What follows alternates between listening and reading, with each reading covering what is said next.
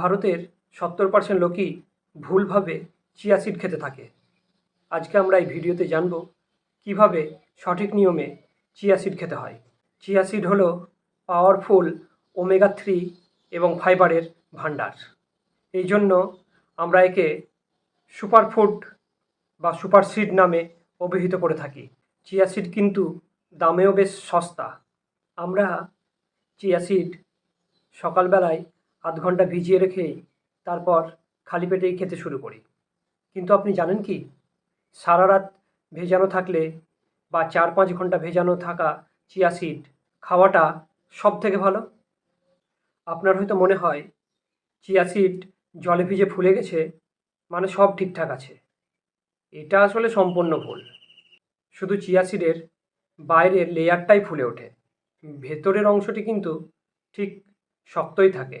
আর এই শক্ত থাকার কারণে এটি আপনার ডাইজেশন ট্র্যাকে গিয়ে জল শোষণ করতে থাকে, যার ফলস্বরূপ আপনার ডাইজেশন ট্র্যাক শুষ্ক হয়ে যেতে পারে এবং তার সঙ্গে সঙ্গে মলও শক্ত হয়ে যেতে পারে।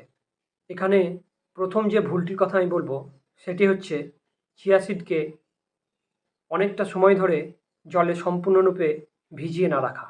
দ্বিতীয় ভুলটি যেটা সবাই করে সেটি হচ্ছে সকালবেলায় খালি পেটেই সবাই খেতে শুরু করে দেয়।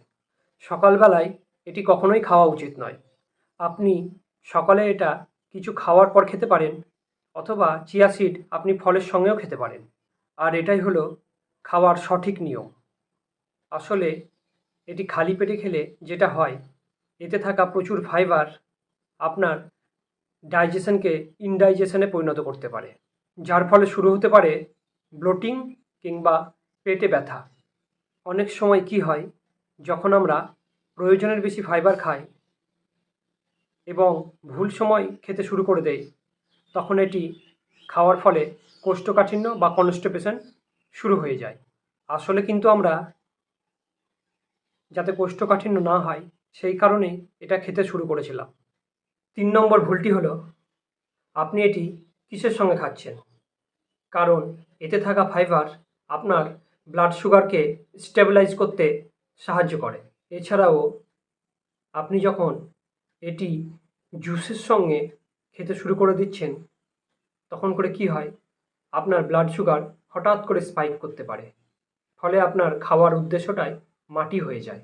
তাই চিয়া সিড খেতে হলে আপনি এটিকে সারা রাত ভিজিয়ে তারপর খাবেন, অথবা 4 থেকে 5 ঘন্টা ভিজিয়ে রেখে খাবেন। যখন করে দেখবেন এক একটা দানা মোটা হয়ে বেশ ফুলে গেছে, তখনই আপনি এটা খাবেন। খুব ভালোভাবে না ভিজিয়ে কখনোই এটি খাওয়া উচিত নয়।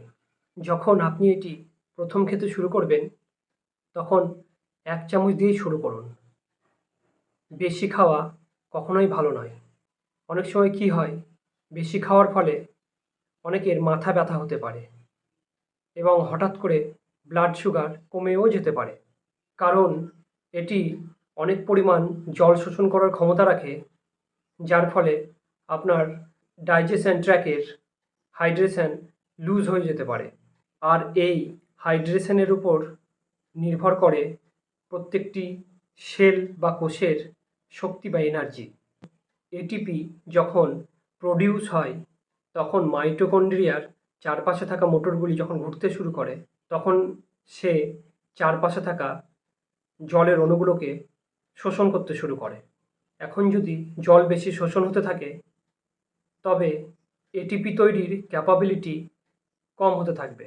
তাই চিয়া সিড খাওয়ার উদ্দেশ্যই হলো শরীরকে হাইড্রেট রাখা, কখনোই ডিহাইড্রেট রাখা নয়।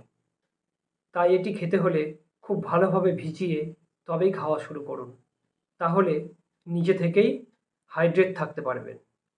ভিডিওটি ভালো লাগলে চ্যানেলটিকে সাবস্ক্রাইব করুন এবং যারা চিয়া সিড খাচ্ছে তাদেরকে শেয়ার করে বিষয়টি জানিয়ে দিন। ধন্যবাদ।